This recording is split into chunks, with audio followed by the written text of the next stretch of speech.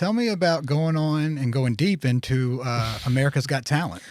Yeah, that was a crazy experience. I like everything in my life, I just wanted to try to make the most of it, and I wanted to first off like have fun with it and try to do something that would be very memorable. So when I found out I was going to be on the show, I was still trying to nail down the song I was going to do. And with TV, it's such a beast because of one clearance.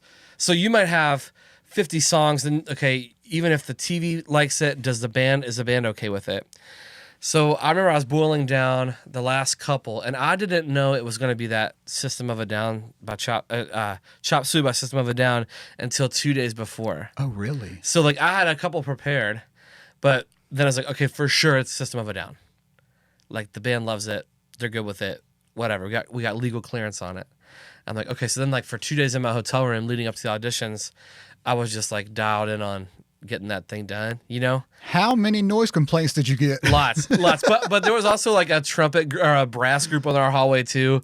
So there's a lot of AGT contestants at the same, hotel they put us up in. Okay, that's good. And so the audition process is really fun. That's all pre-taped, so you go do it, but there's a live audience there. And I knew how the auditions went, so I was like, I felt really good about the audition. And then I got the call back to be on TV. So I made all these few rounds through, and like doing something on live TV is a whole different can of worms. I imagine. But the band director that was in I think I had, there was 4 people playing with me. That this girl on the drums crushed. There was like an accordion, an electric guitar, and a bass guitar.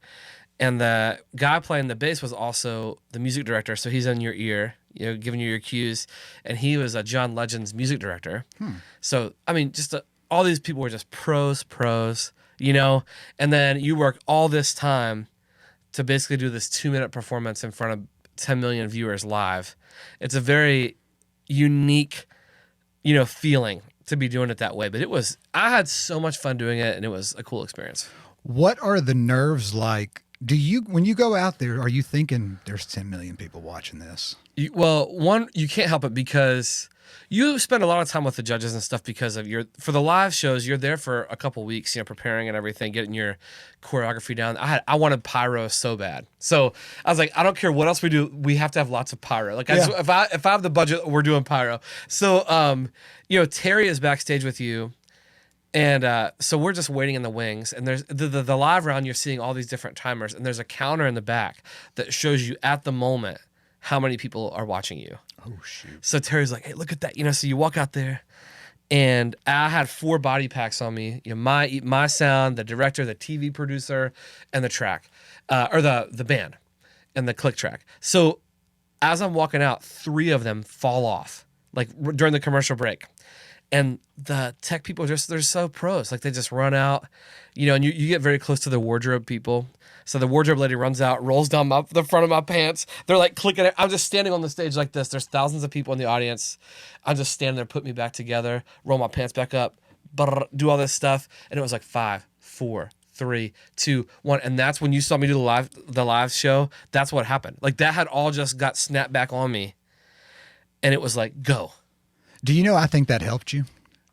You think so? Yeah. There's a famous scene from a show I love about the West Wing where he's about to go out and do a debate and his wife cuts his tie. Yes, I know what you're talking about. I love that show. Yes, me too. I love anything by Aaron Sorkin. Yeah.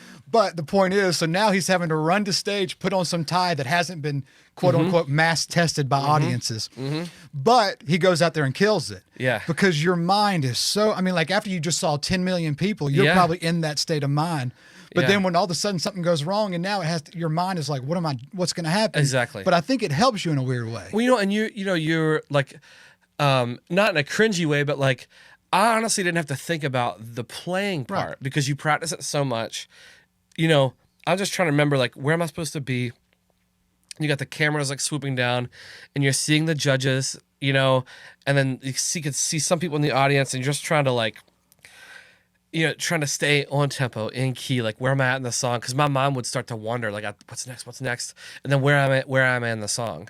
But, so I think you're right, because I think when I was doing that, I wasn't able to really worry about other stuff. I was just like watching this timer. Right. I was like, there's no way they're going to get all this fixed. And they were just such pros. It was like snap, snap, snap, snap, snap, pants back up. I'm looking at the band director. He's like, we got to play it. We're good.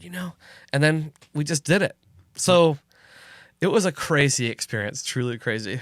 Well, that's awesome for you, and I'm happy for you that you got that platform. What was your growth like after it? It wasn't astronomical. I mean, it was definitely helpful in the sense of like exposing my stuff to new people. And I approached it like I've approached everything else. Like, however I can get you in the room into my little music world, I don't really care how you find me, whether it's through the fiddle stuff or you find me singing or whatever it is. So my goal was just to kind of increase my community and to some new people. So I definitely had some growth, but it didn't. But for example, like a video like that Amazing Grace video, this is the power of social media.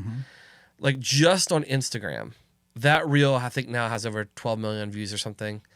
And through that one video, I gained over 50,000 followers. Wow. From one video. Yeah, I'm like 100 of those views. Which is crazy. I mean, what? Like that's a huge number.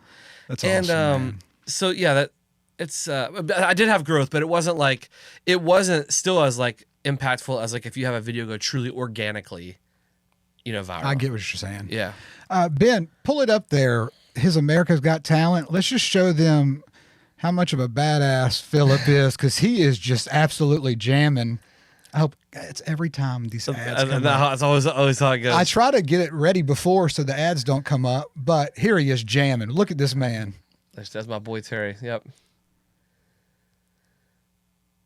And then you're standing in front of Sophia and Heidi. Yeah. That's fun. That's awesome. Yeah.